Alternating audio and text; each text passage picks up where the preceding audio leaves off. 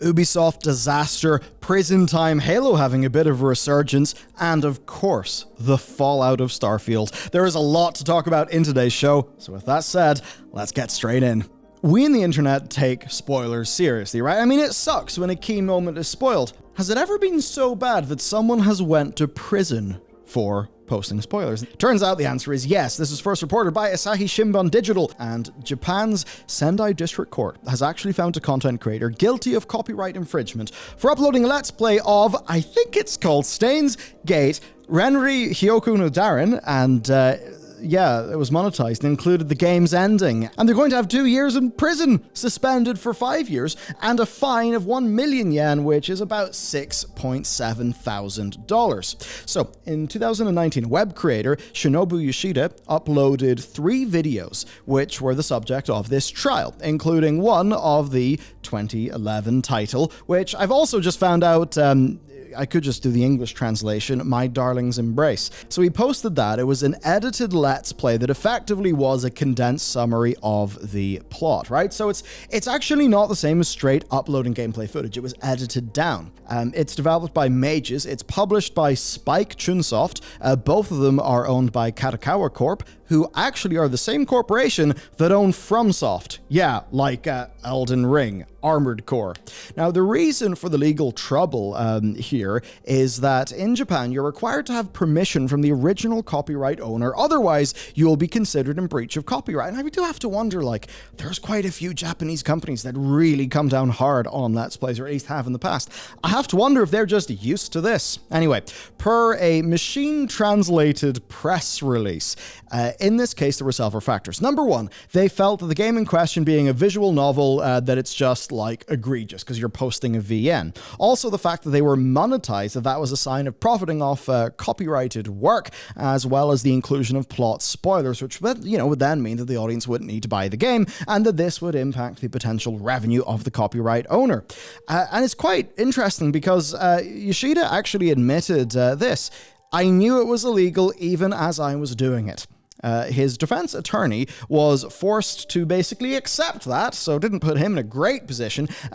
That, of course, forced the defense attorney into a rather interesting place, basically hoping for a reduced suspended sentence on the basis that the actions taken cannot be said to be particularly malicious. Basically, at the end of the day, was a massive amount of harm done? Probably not. And I suppose that suspended sentence was achieved, but I think this next, again, machine-translated thing is worth talking about, because for the Content Overseas Distribution Agency, this is basically just part of a bit of a culture war that they're fighting. They view this ruling as a major achievement in preventing further damage caused by the posting of gameplay videos that violate the guidelines, which has been viewed as a problem in recent years. Similarly, with anime's fast content, it is never acceptable to use copyrighted works created by creators who spent time, effort, and money without permission in order to unfairly obtain advertising revenue. In addition, posting content that contains spoilers exposes the important core of a work with the narrative nature, and the damage, and the impact on the rights holders is enormous. So that is the thing. Like, if you just post spoilers of something, you do it in a very public way, you can, I think, say that materially can damage the product in question, right? Especially if it's like a big narrative game, something's taken out of context. So this is, this is a pretty interesting one. What do people think about Let's Plays, I think, especially when it's a straight Let's Play, like no commentary, and I suppose in this case the person who did it says he knows it was illegal, and maybe he did, maybe he didn't, maybe he was just saying that so that he could appear to be aware and remorseful in hopes of a reduced sentence. Hard to say, but it certainly is an interesting story. Okay, let's talk about Starfield then. Right, even by Friday morning, which is 2 days after the full launch, the game achieved 6 million total players, which actually does make this Bethesda's biggest launch ever, and maybe also Microsoft's biggest launch. So not bad for a new IP. Of course, that will be bolstered by the fact that many people will have got this on Game Pass. Now, things are quite interesting because the reviews critically are sitting at 87% with a 92% overall recommendation for the game. And for some things, as noted by Game World Observer, on Steam alone, Starfield is Bethesda's third largest launch on the platform, and Starfield is the fourth largest launch of 2023. That's obviously not considering the impact of consoles or Game Pass, and for a bunch of people, like having Game Pass on PC can make sense if they just want to dip their toes into a game like this and see what's going on. Now, the Steam reviews, 83% positive, right? It's quite interesting. Now, a lot of the complaints are actually mirroring those of critics in terms of the game design, established, critiques like, say, the loading screens, which I can definitely tell you are a drag. Also some accessibility, features being weak and people just struggling with performance for the game. So we're seeing an 83% there and the top critic average being 87%. These are actually two different numbers though, because Steam is just, thumbs up, thumbs down. And it gives you, what that sort of percentage is. So it is actually easier, typically speaking, or at least in a lot of cases, I think it's easier to get a higher Steam score than it is to get a higher critic score. So the Steam score being a little bit lower is certainly interesting. And I will absolutely say, this is a game that does have a lot of problems. It is dated in many different ways. Now, I've enjoyed it quite a bit, but that's not without laughing at it a fair few times. I mean, yes, I've got stupid bugs. This is the Xbox version I was on, by the way, where, you scope in and all my controls would be locked up. Lots of bizarre little things. Yet, for whatever reason for me, the net result has been quite enjoyable. Sometimes it feels like a really good thing. Sometimes it feels like a B movie and I laugh at it. I don't know. There's something to be said for the likable laughability of many things in their games. And I'm not saying this to excuse or anything like that, but take a look back to Oblivion, which many people actually do remember more fondly than Skyrim. And there are times in Oblivion where it almost is a satire of itself in terms of some of its delivery, right? Yeah, people end up liking it, even though, of course, it is Bethesda jank. I think, though, Bethesda jank has remained mostly constant. Bugs have reduced, but they still are there. The problem, though, is Bethesda jank does not look particularly favorable when compared to the rest of the industry progressing fairly massively. And I think that's the sort of thing that a lot of players are picking up on. Also, and I'm going to explore this in a video essay we're going to be doing on this channel soon, it is very easy. Well, it's the concept of defeat in detail. When you have shoddy details, it's very easy to rip you apart, and I think that's what's going on here. We do then have a few quotes from Phil Spencer. We've had more players for any next-gen exclusive than we've had this generation all up, and he also said Starfield is the most wish-listed game that the company has had between Xbox and Bethesda on Steam. So, massive Steam wish lists, and of course, those Steam wish lists effectively are a humongously powerful email subscription, right? Where, you get a notification, and then I think it's, if there's a 20% larger sale, you got another notification. So that's a great asset for them, no doubt, especially with mods. I mean, hey, MXR Reviews, is that what he's called? The guy who does the Bethesda game mods with a certain eye to detail in the thumbnails. It's even been enough to get that channel existing again. I think the mods will probably, as is often the case, do quite a lot of heavy lifting here. Though one of the funniest statements overall came from an interview with Todd Howard and Phil Spencer. Question: why did you not optimize Starfield for PC? Answer: we did. You might need to upgrade your PC. Now, the full answer, though, is quite a bit less pithy, and of course that means that the full answer is not the thing that did the headlines. What he said is, we did, it's running great. It's a next-gen PC game. We really do push the technology, so you might need to upgrade your PC for this game, but it's got a lot of great stuff going on in it, and fans are responding awesome. Now, Starfield technical limitations have certainly been quite a discussion. I mean, right now, some of this for some people is offset by some of the more than 700 mods that have already appeared for the game, and that is 700 mods before official modding tools have been released. Of course, the script extender is there. I believe the first person that did a nudie mod for Skyrim has also been the first person to do the same here. So I guess we know what the thing they naturally do is. Overall, performance-wise, I would say this: it's such a bizarre thing because in some ways it's quite like far behind feeling. Like the structure of the game, the way that it's loading its stuff in. There are certainly some technologies that I really wish they could have found a way to squeeze into their engine. Because like he says, it's truly next gen, and there are some times where I could believe him. There's just some little bits that look really, really nice when you look up close to them, but the lighting as shipped on Xbox Series X, that is not feeling next-gen. You look at a lot of NPCs' faces and they look flat and bizarre and uncanny. And much like with Halo Infinite, it comes down to the lighting. Do you remember the original Halo Infinite show-off at E3 that everybody clowned on Microsoft for? One of the reasons that it looked bad, right, is light. Because you see all the details in a model. Like, look as I move this face. My face, that is. I know it sounds a bit weird, but I've got a big, a big soft light up there. If I make that light a bit more harsh, my face will look one way. If I light myself completely evenly all around, I'll look really flat and boring. But if I turn that light down and move it off to the side, I'll look all dramatic. Lighting is everything, and a lot of the times, it just feels like everything has this ambient light on it. So it's weird. Yeah, you go and you look at, say, a whiteboard, that NPCs have clearly been writing on, and you just look up close and you think, my God, the texture resolution here is really high. How many assets of what resolution have you got in here? So for me, some things do feel next-gen, some things feel great, other things don't. And I think the gulf between the two is what creates the perception in a player of it not exactly being perfectly cohesive, even though there are many impressive things that this game does do. I'd recommend you check out the Digital Foundry deep dives, though. Those chaps always do a pretty damn great job. And as a final laugh, one of those mods adds the PlayStation Studios logo instead of the Xbox one. Yeah. Continue the console wars will. Now, Skull and Bones. Of course, Skull and Bones has been we've laughed at this game for a long time. It's been one of the crazy instances of just an absolute development nightmare.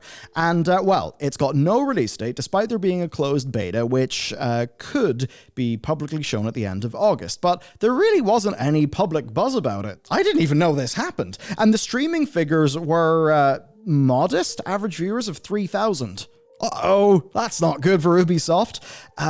Now, there is some important context that you should know before we bring you yet more news in one of Ubisoft's most prominent messes. Per Kotaku sources, there have been two recent developments at the studio that's making Ubisoft Skull and Bones, which is their studio in Singapore. Now, the first one is something Ubisoft are just saying is the changing of the guard. The second one, though, could be a bit more meaningful if it gets traction. Thing number one, they've lost their creative director. Again, for the third time. Yeah, they just keep on going through them. Elizabeth Palin was appointed in 2018. She has now returned to Paris from the Singapore office to take up the role of director editorial online, according to her LinkedIn profile. Now, Ubisoft are just saying, though, that this is changing of the guard, that she went to Ubisoft Singapore with a mission to reboot the creative direction of Skull and Bones. She succeeded, and with the Skull and Bones team now fulfilling her vision to deliver a unique naval action RPG to our players. And much of this is likely true, and the vision of this game has been rebooted from its original roots, and the team, very much, I would say, are probably trying to deliver that game, given it is their job and they're probably still turning up to their job. But the other notable thing that Kotaku sources have said is this, that her tenure at Ubisoft Singapore had been expected to at least last through the end of this year. Now, we also have that, plus the game's closed beta in August, and that certainly could be read as Ubisoft aiming for a soft launch at some point from September to the end of this year, maybe even early next year. And I suppose you could read into all of this as them just saying, look, this cannot go on anymore. Creative director gone, finish up the game, ship it, and we will be done with Skull and Bones. Now, what can kind of add to this and potentially speak to some longer-term impact is something that maybe is following on from prior reporting of working conditions in Ubisoft Singapore. So, while Singapore's workers' rights bodies basically found that there were systems in place to manage and identify misconduct, the country's Creative Media and Publishing Union have actually been undertaking balloting efforts at the studio, and per Ubisoft statements to Kotaku, this is an exercise being conducted to see if formal recognition should be granted to the studio.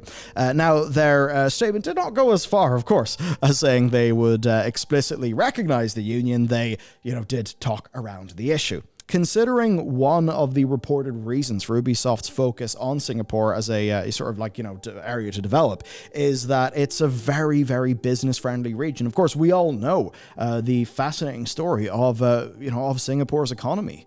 Right? And this is even admits them being, surprisingly, their government is willing to just, get shit done. But maybe not in the way that's the best for freedoms, or press freedoms, or things like that. They've pretty much had one party for a very long time. Yet you look at the other side, they have had a lot of really good outcomes, and it is a shining beacon of economic development in so many ways. So you can see how for Ubisoft, it's if they're just going to have a hub, that also benefits from all of Singapore's incredible geographical advantages. I mean, man, it's pretty awesome. But yeah, who knows? Creative director gone, maybe unionization efforts going on. Just what is the fate of Skull and Bones? Maybe we'll never know. Maybe in 10 years it'll still be in closed beta. Okay, 2 more stories. Switch 2 reportedly has been shown to devs at Gamescom. Switch 2, including a higher frame rate and resolution demo for Breath of the Wild. Oh boy. As for what kind of, performance to aim for, according to VGC sources, developers were shown hardware running Epic's The Matrix Awakens Unreal 5 engine demo, boosted by DLSS. Of course, because everything has to be. But I don't know. Take it with a pinch of salt, right? Because compromises to, launch technology for budgetary reasons, they do happen all the time.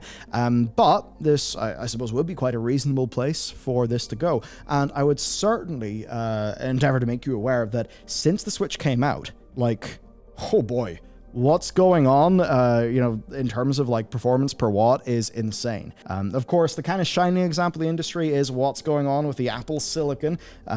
Basically, the Apple Silicon stuff, it's running ARM, right? It's ARM, reduced operation set computing RISC, which basically fundamentally you get a whole bunch of amazing benefits over x86, which is what Intel and AMD are doing.